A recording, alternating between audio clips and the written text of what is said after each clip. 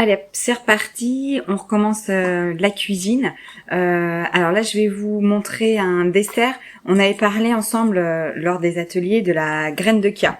Donc c'est une toute petite graine. Alors, voilà, vous allez la voir là. Une toute petite graine qui a de nombreuses vertus nutritionnelles, entre autres son apport en protéines et son apport en oméga 3. Donc elle est intéressante. Après, clairement, c'est pas un produit local. Donc on la trouve plutôt au Pérou, entre autres. Mais j'avais envie de vous la faire découvrir.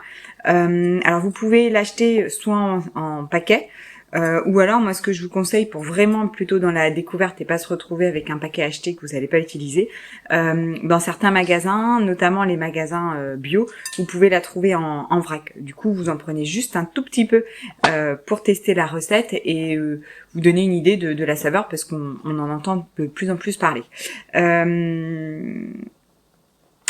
Il en faut très peu. Vous allez voir, en fait, il faut, pour ce dessert-là, il faut à peu près 10 grammes par personne. Donc ça fait à peu près une cuillère à soupe. Il ne faut pas la manger telle qu'elle. Elle ne sera pas digérée. Elle est tellement petite, tellement dure que vos enzymes digestives ne pourront pas l'attaquer. Donc il faut soit la broyer, mais il faut un tout petit moulin, soit la réhydrater. Vous allez voir, elle va gonfler. Et c'est ce qu'on va faire. Donc là, je vais faire un dessert avec moitié lait, moitié lait de coco. Pourquoi pas que du lait de coco? Parce que le lait de coco est quand même assez gras. Et je mets autant. Là, pour 2 personnes, je mets 100 grammes de lait de coco et 100 grammes de lait. Alors, normalement, vous pouvez faire, ce que je vous conseille, c'est plutôt mélanger les liquides avec les graines de chia à froid. Ça va pas altérer ses vertus. Là, pour aller un petit peu plus vite pour la vidéo, je fais faire légèrement chauffer. Donc là, moi, j'ai mis mes 20 grammes de graines de chia. Je vais y ajouter du sucre. On sucre pas trop parce que le lait de coco est déjà un petit peu sucré. Donc, je rajoute à peu près une cuillère à café. Hop, de sucre roux. Sucre roux, sucre coco, rapadura, ce que vous avez chez vous et ce que vous aimez bien utiliser.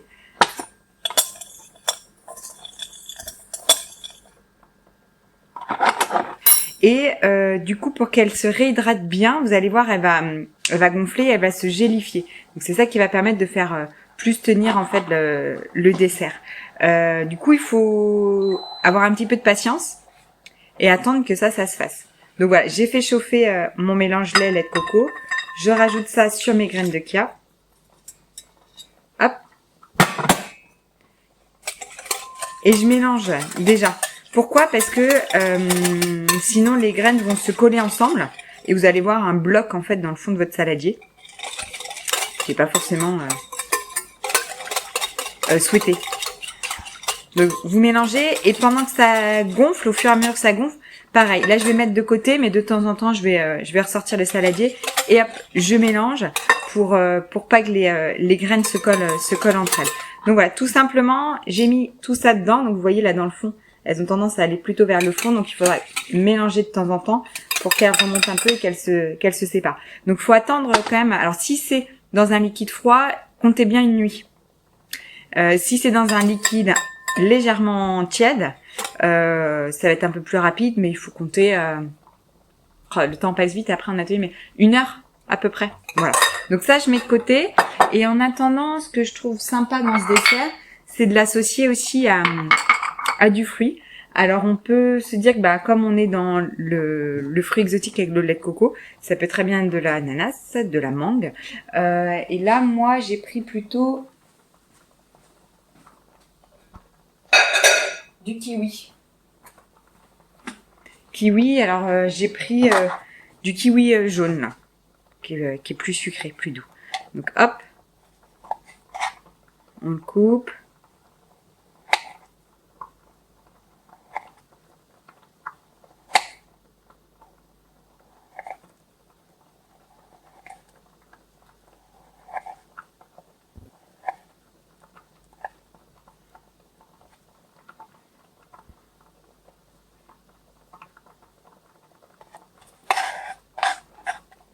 Hop.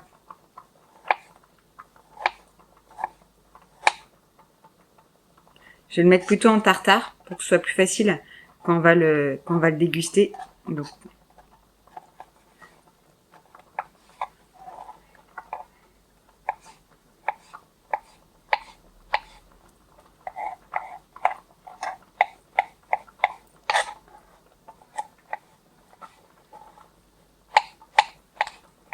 hop, voilà.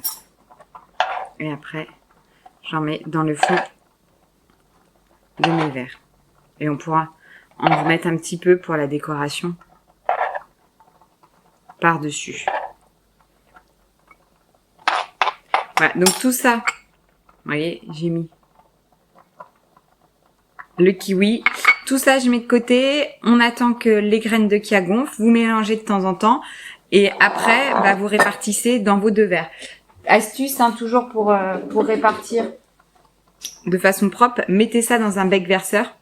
Toute votre préparation, là, clac, dans le bec verseur. Et après, vous répartissez dans vos verres. Ce sera beaucoup plus facile. Vous faites attention de bien avoir des graines de kia à chaque fois de façon équitable dans les 2 verres. Et puis vous mettez ça au frais et au dernier moment, vous rajoutez les fruits par-dessus une fois que ça se sera un peu plus figé. Ok? Allez, à plus tard. Alors, je reviens à mon dessert.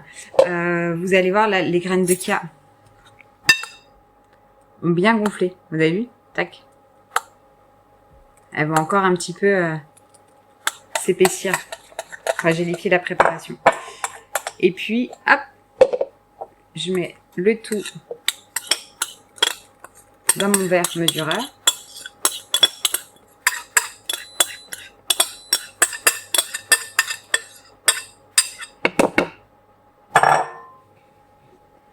Et puis, je verse.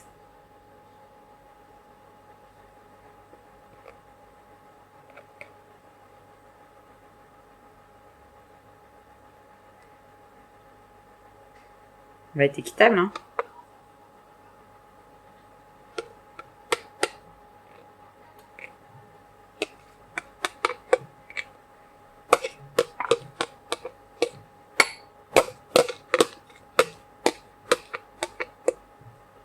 Voilà.